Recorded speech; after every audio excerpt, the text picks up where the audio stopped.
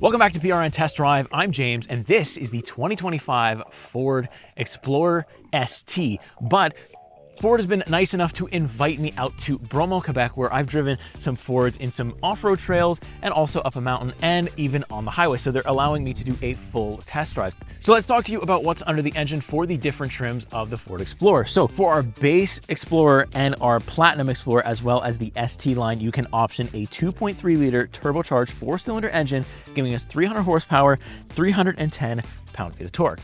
Pretty good. But on the ST, the full ST, not the ST line, the one that I have sitting right in front of me here, you're going to get a 3-liter V6 turbocharged engine with 400 horsepower and 415 pound-feet of torque. Now, it's worth mentioning as well, if you do option the Platinum version of the Ford Explorer, you can upgrade to the V6 engine as well. That is the current configuration that I've been testing. So pretty much all day today, so far, I've been driving the V6 version with 400 horsepower.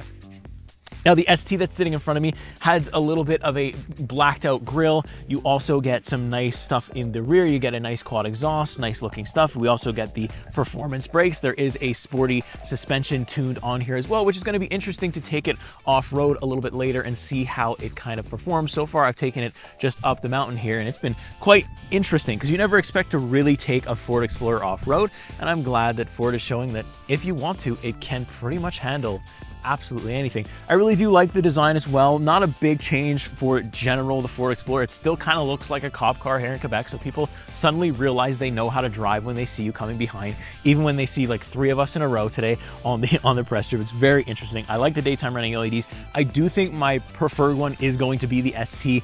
I like the way they designed it. I actually like this color that's sitting right in front of me. So you're going to see a bunch of different B-roll as well as all of the different trims and stuff that we have available to us today. So that's going to be really cool for me to show you. And there's some stuff I want to go over on the interior. So let's hop in there.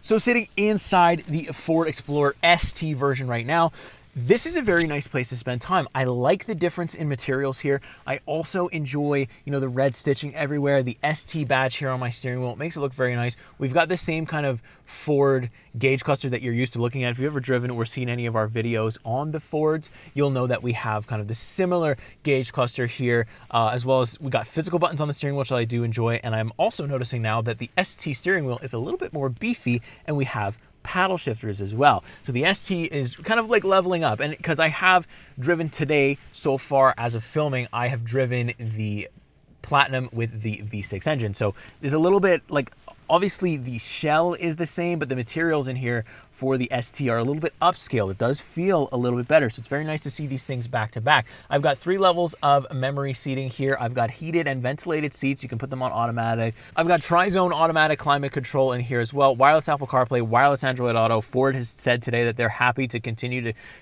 to offer those things so the driver can choose if they want to use their built-in navigation stuff or they still want to use their phone. They don't plan on taking it away, something that GM has done. We also have a nice 360-degree camera setup here as well. Nice visibility. I like the seating position. We've got a B&O sound system, which I think sounds really, really good. Ford usually doesn't disappoint. We've got a wireless charger here on like the shelf. I really like how they optimize storage here as well. We've got a nice gear selector with a little bit of storage in here as well on the center console. You can open this center console up, got storage in there. And then when we move towards the back, we've got this really nice panoramic sunroof, as well as we can option capstan chairs or just a bench. But this one on the ST that I'm looking at for the interior right now is actually 3 rows, and you can fit a ton of people in here, a ton of stuff in here. It's going to be really good. I think the trunk space is going to be good as well. 3 rows are usually never disappointing. So I think overall a really nice interior to look at. And you know what? I really do want to spend more time with this, but I will do another video later on, probably this year, hopefully this year before the year ends, with my week and spend a little bit more time on the interior to actually talk to you about how it used. But I think I've got enough to tell you my first impressions on how it drives, so let's get on that. All right, so now I'm driving the ST line here, which is pretty comfortable, and I'm driving down Mount Bromont, no problem. I think it's cool that Ford's allowed us to do this. They kind of showed us that they're not afraid to maybe take a vehicle that otherwise maybe most of the people won't off-road it, but if you do, or if you need to kind of take it on like a trail where it's pretty bumpy, as you can see, I'm bumping around a little bit more than probably my camera is, but like I'm still comfortable, I still have confidence. I'm pretty much always on the brake here, as when I was coming up, I was always on the gas, but I'm still just able to kind of glide down very nicely, and I'm in my off-road mode as well, so that things are, you know, maybe just a little bit more handled, maybe the all-wheel drive is a little bit better. What's good news for Canada though is all-wheel drive comes standard, right? So for my friends in the US, you're gonna have to choose between rear-wheel drive and all-wheel drive, but for Canadians, no problem. We've got the all-wheel drive standard, so like, look, I'm pretty much testing this in pretty much the worst driving conditions you could. I mean, the only thing that's different is it's not snowing, and I mean, that's pretty decent, but I mean, if it was, I'm sure this thing could still handle it. And that gives me confidence as well, the fact that if you know you were to buy this and you want to drive this in the winter, then I think you're gonna be okay. So making my way down the mountain is, you know, the steering wheel is really easy to control too. I feel like the maneuverability here is good. They didn't really increase the size of the Explorer because, you know, like I said before, they talked to their owners and they said that, you know, their competitors have gotten bigger and they don't really want that to happen. So Ford is listening and they've kind of kept things the same. So let me finish this little off-road route and I'll talk to you about Blue Cruise and everything else. All right, so I'm pretty much done with my little mountain excursion that Ford has nicely taken me on, which is really cool.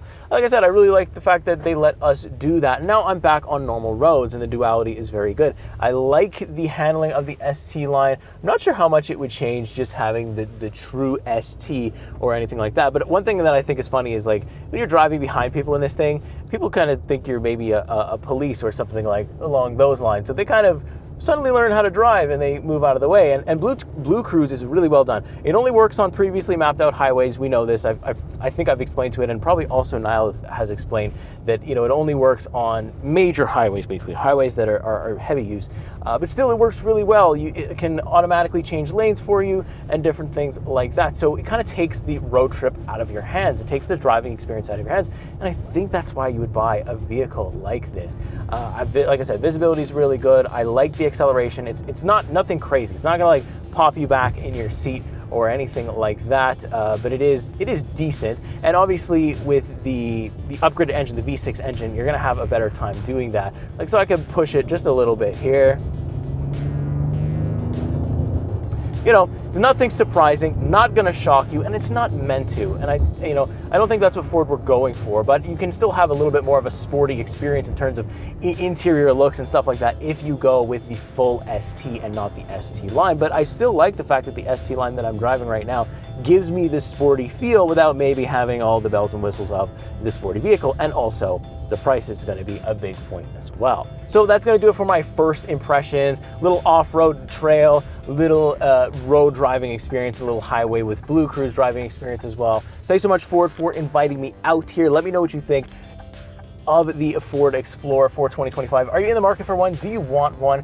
I'll definitely do another video on this where I can spend a week. I'll take you through the full tour of it, show you every single angle. With these media days, it's a little bit hard to really film everything because we are slightly crunched for time. So stay tuned for that. I'm gonna show you everything there is once I can get my hands on it for a full week. I'm gonna try to get my hands on the full ST line for you because I know our audience tends to like the more performing stuff. So let me try to do that for you, but I hope you enjoyed my kind of first impressions of the 2025 Ford Explorer.